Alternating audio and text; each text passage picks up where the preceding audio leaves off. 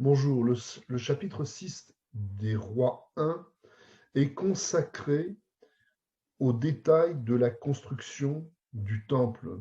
Ce temple qui est marqué dès le premier verset comme un événement exceptionnel. Je vous lis le premier verset. Vaï beshmunim shana ve'arba meod shana letzel bnei Israël meretz Mitzrayim bashana revit b'chodesh ziv hu chodesh hasheni lemelech Shlomo al Israël vaïven habayit l'Adonai. Cet événement, il est daté à partir de la sortie d'Égypte. Il aura fallu 480 ans, nous dit le verset, pour que, entre guillemets, enfin, nous arrivions à la maison et que nous construisions quelque chose qui n'était plus dans la mobilité, mais dans la durée, quelque chose de fixe. Cette époque de 480 années qui correspond à 12 générations, dans le Talmud et dans les psaumes, une génération, c'est 40 ans.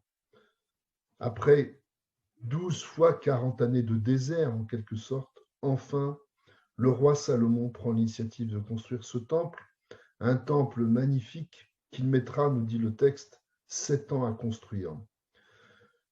Les détails de la construction, matériaux, mesures, etc., qui vont constituer le temple, et principalement 3 éléments. Ce qu'on va appeler le Khatser, la cour, enfin tous les éléments extérieurs.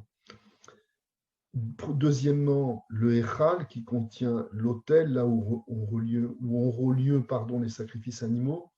Et enfin, ce qui est appelé dans le texte le Dvir, là où siégera l'arche d'alliance, qui contiendra les Luchot Abrit recouvertes des fameux chérubins, des 2 kérouvim. Rouv, c'est jeune. Ces 2 chérubins ont le visage d'enfant. Ils ont des dimensions de 10 à mode, donc à peu près 5 mètres de haut sur 5 mètres de large. Ainsi étendent-ils leurs ailes. Cette idée du temple, bien qu'il soit magnifique, est dans sa construction même contrainte. Par exemple, comme nous dit le texte au verset 7, Ve'abayit beibanoto even shlema massa nivna mikavod vegarzen kol kli barzel lo nishma babayit beibanoto.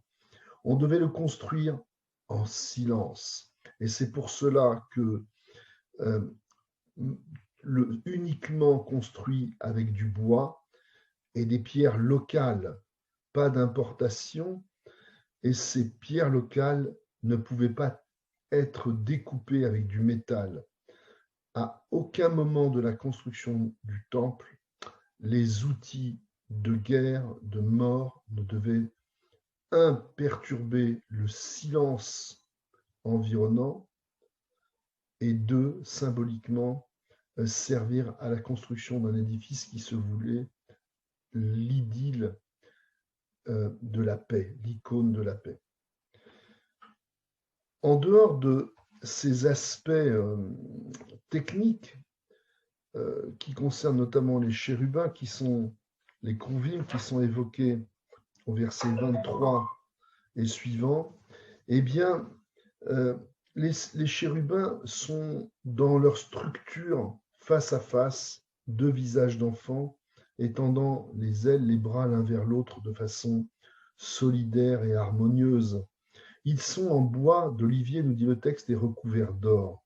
Toute une symbolique, l'or et l'intelligence symbolisée par le bois d'olivier qui est intitulé Aetz Shemen, Shemen symbole de l'intelligence. Eh bien, symboliquement, l'intelligence sublimée, l'or transcendé au travers de ces chérubins ne devait pas, et bien au contraire, devait permettre l'harmonie et non pas la concurrence. De la même façon, l'autel sur lequel seront sacrifiés les animaux,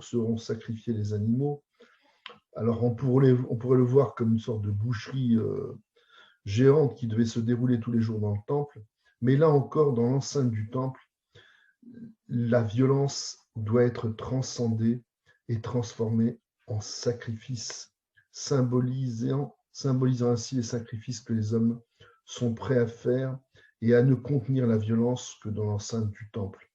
D'ailleurs, et je terminerai là-dessus, les versets 11 à 13 de notre chapitre insistent bien sur cette notion. L'essentiel n'est pas l'édifice, mais ce qu'il symbolise. Et malgré la magnificence et le temps qu'y consacrera le roi Salomon, un bémol est mis par le texte, puisqu'il dit Vaï devar Adonai el Shlomo lemor, Abayit hazeh asher ata boneh, im teler bechukotai, bet mishpatai taaseh, ושמרת את כל מצוותיי לאחד בהם והקימותי דברי איתך אשר דיברתי אל דוד אביך.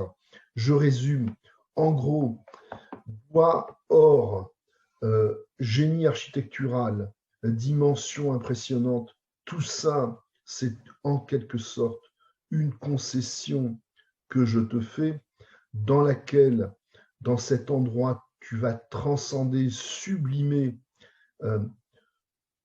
tous les détails de ta construction qui devront être des symboles, mais l'essentiel, c'est que tu continues à observer les chemins de la loi et de la justice et que tu les fasses régner, sans quoi ne compte pas sur moi pour faire durer ce temple. Je vous remercie et à demain.